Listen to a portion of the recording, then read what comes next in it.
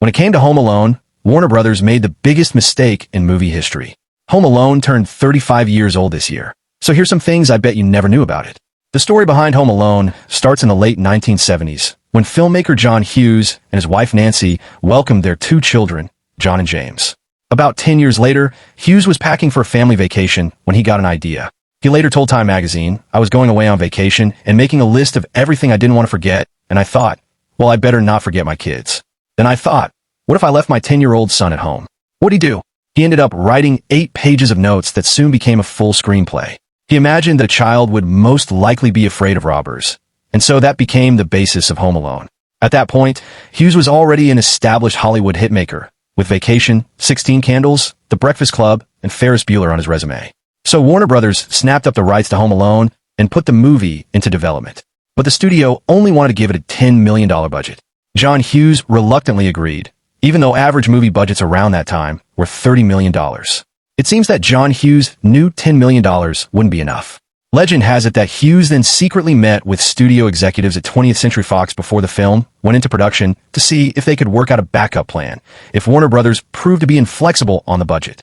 According to executive producer Scott Rosenfeld, someone dropped off the Home Alone script clandestinely at Fox, which wasn't exactly above board legally and contractually speaking. Other reports say the script was left at Fox accidentally. But for now, the movie was going to be made at Warner Brothers on a $10 million budget. At first, John Hughes asked special effects specialist Patrick Reed Johnson to direct the movie, but he was committed to making Space Invaders. So then Hughes turned to Chris Columbus, who had proven himself as a director on adventures in Babysitting and Heartbreak Hotel.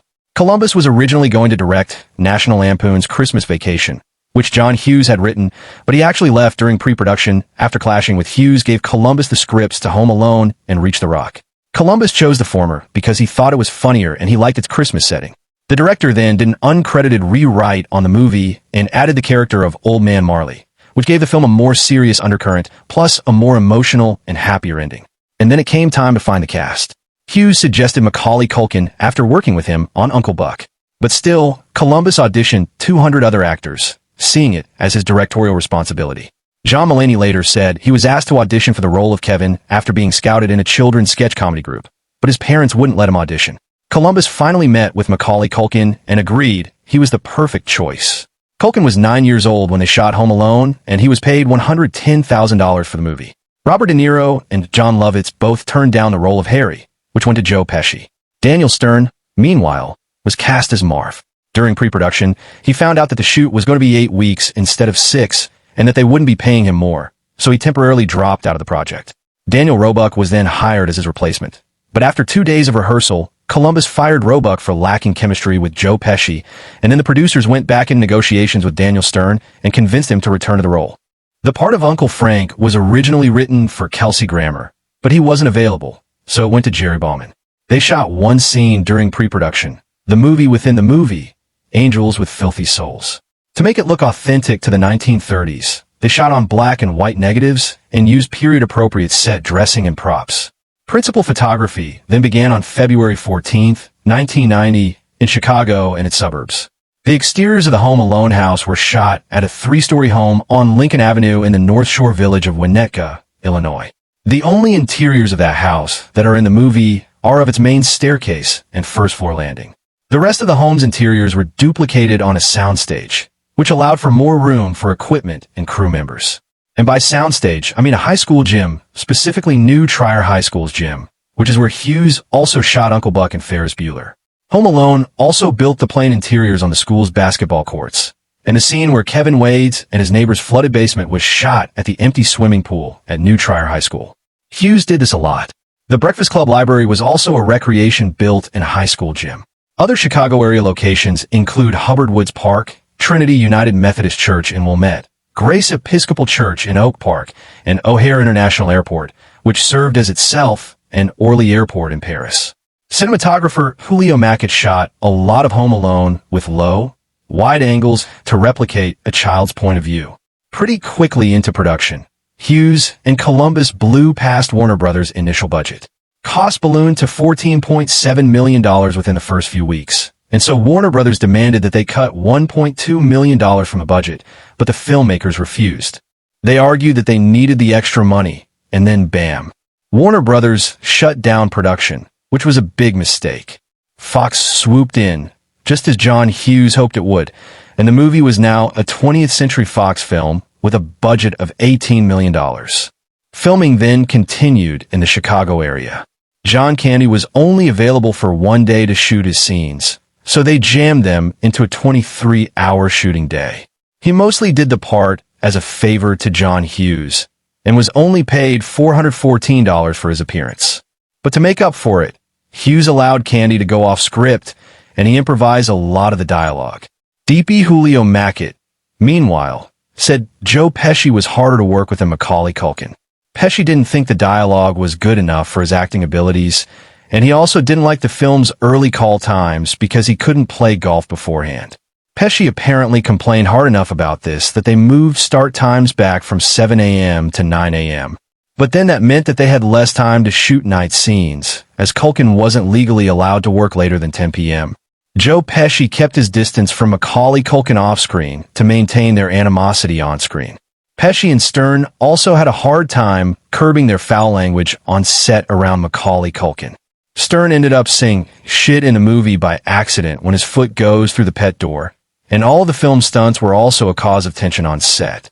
Troy Brown and Leon Delaney served as Pesci and Stern stunt doubles. Chris Columbus later told Entertainment Weekly, "Every time the stunt guys did one of those stunts, it wasn't funny. We'd watch it, and I would just pray that the guys were alive.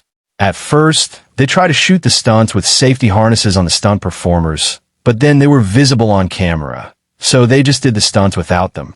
Macaulay Culkin did get injured on set while rehearsing the scene where Harry tries to bite off Kevin's finger. Culkin still has a scar from the incident. Also, the tarantula that walked across Daniel Stern's face was real.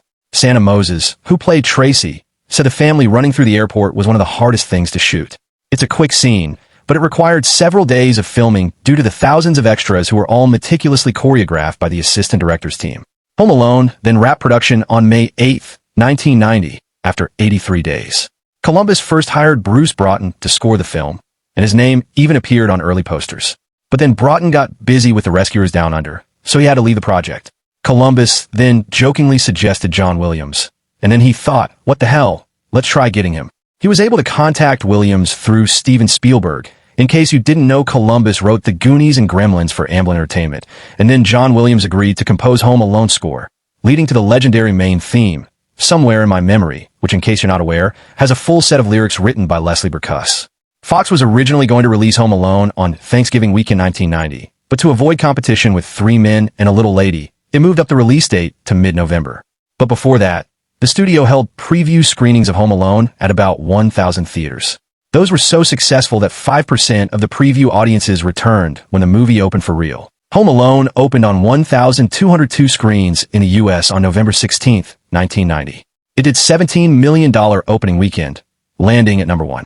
It then expanded to over 2,000 screens and remained at number 1 for 12 consecutive weeks until early February. And then it remained in the top 10 until the end of April, and it even returned to the top 10 a couple times over the summer in 1991. It ended up making $285.8 million domestic total, making it the biggest movie of 1990 and the third highest grossing movie ever at that time, behind only Star Wars and E.T. Counting all of its international releases and re-releases. Home Alone has grossed $476 million total in theaters, which is more than 26 times its budget, which means it's still among the top 10 most successful comedies of all time. And while the numbers are hazy, if you adjust for inflation, it's likely the second biggest comedy ever behind Barbie. Home Alone ended up selling more than 11 million copies on home video, generating $150 million more for Fox. But with all that said, Home Alone received mixed reviews from critics. And still today, just 66% of the 115 reviews assessed by Rotten Tomatoes are positive. Roger Ebert, for example, gave it 2.5 out of 4 stars, finding the plot to be too implausible. Home Alone faced minor accusations of plagiarism as well. In 1989, French director René Manzer released the horror thriller 3615 Code Pierre Noël, which is about a young boy who's home alone with his elderly grandfather and has to defend a house from a home invader dressed as Santa Claus. Manzer threatened Fox with a lawsuit, but he never followed through. It's unlikely that John Hughes saw this movie, as it didn't come out until January 1990, 1 month before Home Alone went into production. And 2, it wasn't even released in the US at that time. It didn't become widely available stateside until 2018. Home Alone was nominated for 2 Oscars, Best Score and Best Song, somewhere in my memory, losing both. The latter was also nominated for a Grammy, but lost. And likewise, it was nominated but lost Golden Globes for Best Motion Picture, Musical or Comedy, and Best Actor in a Motion Picture, Musical or Comedy for Macaulay Culkin. Home Alone went on to be a Christmas classic deeply etched into family traditions and the American Christmas culture for the last 35 years.